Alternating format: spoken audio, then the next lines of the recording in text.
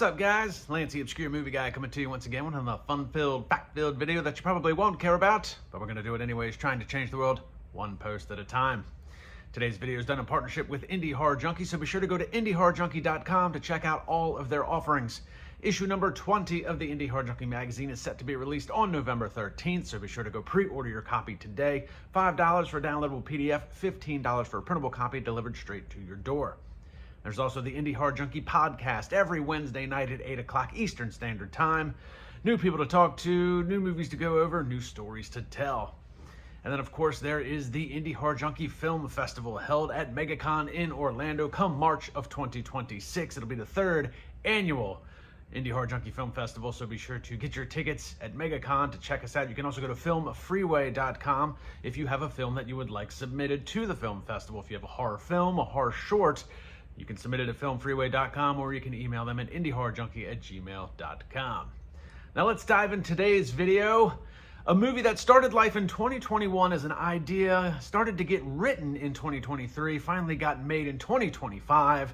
Today we're talking about Only Fangs. So, when's your date? In about 30 minutes. He's a really nice boy. Remember, don't get attached. Whoa, what the hell is that? Holy shit, holy shit. Scarlett! Did you get him? Yes, I got him, but then this guy saw me in the park and he got away. What do you think? It looks like a scrambled porno. Is that a nipple? No, those are teeth. We'll fucking get him. Nobody will ever hurt us again. Never again.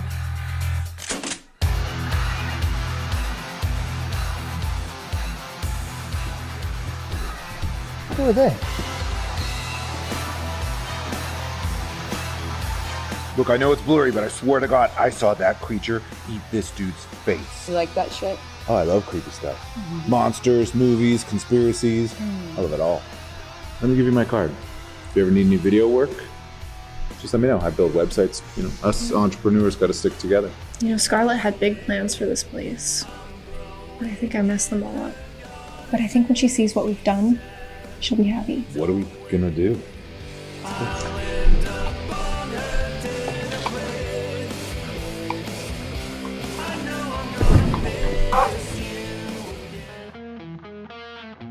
Scarlett is a vampire, okay? Reese, Selena, Zoe, they're all vampires. What are you talking about? Like real vampires? Yes, like real vampires. Fangs. Reese bit me too. Damn. You guys let those bitches bite you?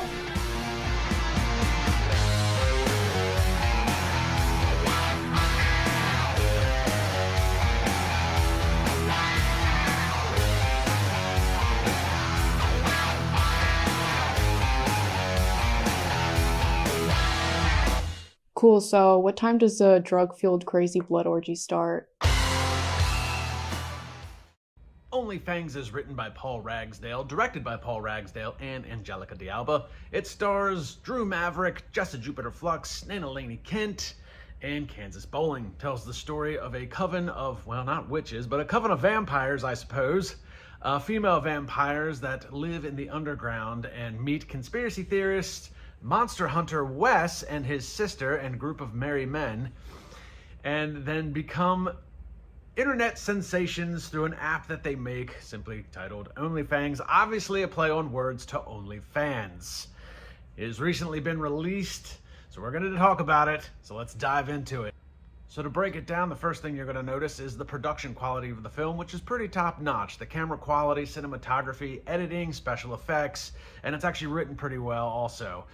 There's also a myriad of other internet and independent film stars. You're going to run into Ginger Lynn, you're going to run into Robert Best, you're going to run into my man Rudy Ledbetter, who's in almost every independent film in some capacity.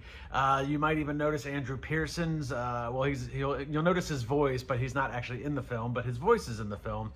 And just a myriad of other people. It's got a huge cast, and we're going to dive into a little bit later as to why. But from a fundamental standpoint, as I like to say, it checks all the boxes. It's pretty good production quality. It is pretty well written for the most part. And I think they did a pretty damn good job with this.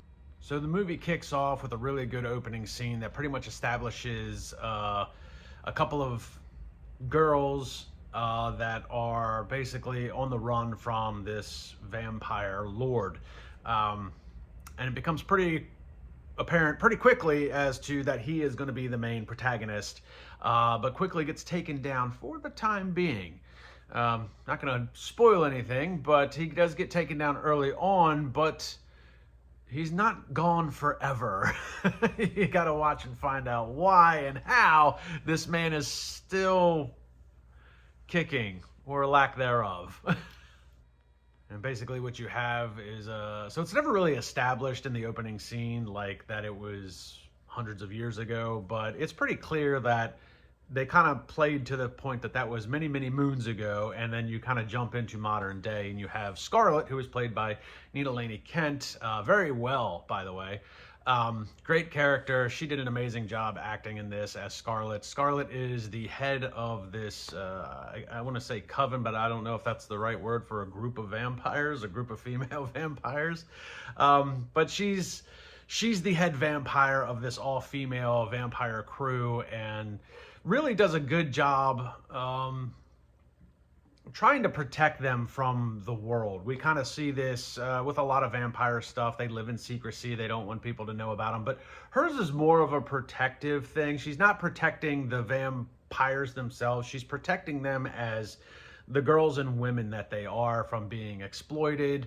You know, and we see this kind of early on in the going when, you know, one of them wants to go on a date with a guy, and, you know, Scarlett's very, you know, apprehensive about her going out on a date, doesn't want her to get exploited, doesn't want her to get screwed over. Humans are no good, especially male humans. And a lot of that plays to the tune of the main protagonist that we met in the very opening scene. So she's kind of got this stigma about male humans that has stayed with her for, you know, hundreds of years. And she's really protecting this group of female vampires simply because they are females, not because they are vampires. There's a really interesting take on how they pulled that off. So again, this is really well written for the most part. The parts that move the plot along, and we're going to dive into dissect that a little bit later, but the parts that move the plot along are really well written in this regard. Now, on the other end of the spectrum, the other standout for me was Drew Maverick, who plays Wes. Wes is a monster hunter with his group of merry men, as I'll call them, and his sister, played by Jessa Jupiter Flux. And he's kind of this monster hunter, conspiracy theory type guy, and he's kind of out on the hunt one night, searching for essentially a chupacabra, and then runs across one of these girls feeding on her date, and kind of captures a little bit of it on film, but it's kind of grainy, and, you know, it's on an old flip phone, and he tries showing it to his friends. Nobody believes him, but he's like, I swear I saw a monster. And I really liked Wes. Drew Maverick, I haven't seen him in anything else, but man, that was a great character. That was some really good acting. He's very, very casual, kind of laid back. He delivers his lines really well. He's got a great look. It fit perfectly in with this film. He's got the long hair, the beard, and just a really good character and some really good acting. And there was some great camaraderie between all of the actors in this film, but realistically, his group of merry men and his sister Jessa Jupiter Flux, who I've talked about in a number of films, she always does a really solid job, and this was one of her better characters, I'll say. But there's just great camaraderie between him and all of the characters involved, and even with Scarlett. So Drew's character Wes is really where this idea comes along. He eventually, you know, because he caught this monster on film, you know, Scarlett finds out that, you know, it was one of her vampire girls that was caught on film, and she essentially wants to kill, you know, Wes and all of his guys, but Wes is like, he's so like enthralled with the fact that I finally found something that's real. I finally found a monster. You guys are awesome. And he's kind of like into this whole vampire thing. Like, and I would imagine as a conspiracy theorist, you probably, when you find something out there, you're like, I was right the whole time. Nobody believed me. You'd be very enthusiastic as well. So that was pretty cool. So they kind of create this relationship between, you know, Wes's band of merry men and Scarlett's group of girls, and they kind of come up with this whole idea because Wes understands that, yeah, I see why you guys are in hiding, but not all humans are bad. I'm not a bad guy. I'm just a weird guy. and Scarlet kind of goes with that. And you know, Scarlet, for the better part of her vampire life, and this better part of this group of girls that have been running around, you know, they've been moving from place to place, kind of living in secrecy. And Wes kind of convinces them, you know, you guys could be doing so much more, and you deserve so much more, not only as the vampire, but again, as the human beings, as the girls that you are. And they come up with this idea for this app, this Only Fangs, where people can, obviously it's kind of a play on words, like with OnlyFans. It's subscription based. You can watch videos of the girls. And then they also have this kind of like a little bit of a subplot area where with the subscription, you can kind of get like a premium subscription where like the girls will show up to your place, they'll bite you, they'll drain your blood. And it's really interesting how they wrote that like vampire lore into the actual like app itself, because let's face it, we live in some really weird times, and I could definitely see this becoming like, if we'll say for the sake of argument, if vampires were real and they came out like this, there's absolutely some crazy people out there that would definitely sign up to be bit. I mean, let's face it, there's some weird people on OnlyFans that watch probably a lot of weird stuff. I'm not one of them myself, but I've heard stories, I've read stories. It's an interesting place, the internet. So it was really cool how they intermingled those two worlds together, came up with this app. Now the girls are making money. Now they can kind of own a place, buy a place. And through the Only Fangs app, it's kind of cool because there was always, you know, Scarlet was always apprehensive because it always seemed taboo to be a vampire, but the world is kind of accepting of them through this app. And she kind of goes with it for a little while. And I don't want to give too much more away from the plot after that, because some things do happen. There is a bit of a twist with some of the characters, and you do find out what happened to the main protagonist from the beginning of the film as to who he is, where he's been, and what happened to him. So for the most part, this film is a really good time and really well written. As I talked about earlier, the plot points that move the plot along are very well written. However, in that regard, my only negative connotation is part of that writing. So this was funded through Indiegogo, and with that come certain perks. So a lot of people, I don't like the term pay to play, but a lot of people pay to kind of shoot something to be in the film. Which does work a little bit in this regard. So to try and break it down, my only negative connotation is basically the runtime with this film. The runtime is roughly 2 hours, and there's some pretty large chunks of that is podcasters talking about the Only Fangs app and conspiracy theories, which does work with the plot a little bit.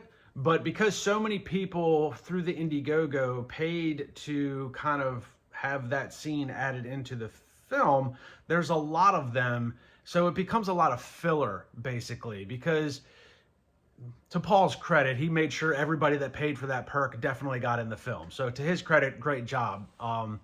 But it does become a lot of filler, unfortunately. Now, if you remove some of that, not all of it, because I do think it is important, because Only Fans is internet-based and Only Fangs in the film is internet-based, it only makes sense to have some sort of podcasters talking about the Only Fangs. And Wes's group of merry men are pretty much all conspiracy theorists or monster hunters, so there is a little bit of a tie-in and why that stuff is kind of important, but there's a lot of it is the only issue that I have with it. After the first few minutes, it becomes just redundant and it becomes filler. Minus that, I don't have any other negative things to say about this film. Like I said, the plot points, it's really well written the way it moves it along. There's a good modern take on traditional vampire lore, and there is some old traditional vampire lore that kind of gets taken out. And they even talk about it like this, that's not true, reflections aren't a thing, silver doesn't kill us. So there's a little bit of a play on like traditional vampire lore and what's true to the genre and what's kind of a modern take and Paul's take on vampire lore as it is. It's very well acted. It's pretty cool to see, you know, Scarlet was a great character. Wes was a great character. I liked Jessa Jupiter Flux's character. I think that this was probably her most complete character, at least from the stuff that I've seen her in. This one had the most complete story arc. She's kind of, you know, when you first meet her, she's, you know, the third wheel in this, you know, Wes's, you know, group of monster hunters, and she's the only female, so she always kind of feels out of place. She wants to kind of go do her own thing, but she's kind of lost as, you know, this young 24-year-old, you know, doesn't know what to do with her life, you know, kind of like college student type thing, wants to go do something, doesn't know what to go do. You know, once they meet these vampires, you know, she kind of starts being like, I think it's so cool what you guys do, I could never do that. You know, and they kind of coerce her into, you know, well, you definitely could, you know, and it's cool because it's done, the original intent is done from the female perspective. So it's like, you could definitely do that. You're a strong, independent female. You can definitely go do these things. You're not giving yourself enough credit. And once they kind of make that switch, then there's a little bit more of nefarious twists going on after that. But Jess's character was definitely the most complete character that I've seen her in. And realistically, she probably had the most complete story arc through the film, which isn't a knock against any of the other characters. All the other characters are very good. Scarlett's a very good character. Wes is a very good character. There's also Selena, and I'm not even going to try and pronounce the actress's name because I know I'm going to butcher it. But she was very fun to watch. She's very angry. She's very angry, that's Selena. And then obviously you have like Kansas Bowling, who's like the youngest of the bunch and, you know, kind of like the little sister to everybody. So all of the characters were different. There's not, you know, sometimes when you have ensemble casts like that, you'll find some of the characters are pretty similar. You know, that character is almost the same as that character, so why is there two of them? And that's not the case in this. Each and every character kind of has their own different perspective on things. They're portrayed a little bit differently, so they're all unique to the storyline, and they all fall in line with the actual story itself. So the writing in this was really good. I'm looking forward to seeing more of Paul's stuff. I know he did Murder Size, which is on my watch list. I haven't watched it yet. It looks awesome. Jessa is in that. Robert Bess is in that. He was one of the conspiracy theorists in this one. Again, fundamentally, this is a really fun movie to watch. The production quality is great. The writing is good. The acting is superb. It's a really fun take on modern times versus old times, how they kind of brought the old in with the new. And again, this started as an idea in like 2021 during the whole, you know, COVID pandemic type thing. As we were coming off of that, he had an idea for this. You know, he started writing in 23, and then finally did like the Indiegogo throughout 24, filmed it in 25, and now it's finally getting released. So guys, be on the lookout for Only Fangs. It is a great time. You're not gonna be disappointed with this one for sure. Like, subscribe, and comment to my YouTube channel. Check me out on Facebook and Instagram. Watch Only Fangs where you can catch it. I'll see everybody in the next video.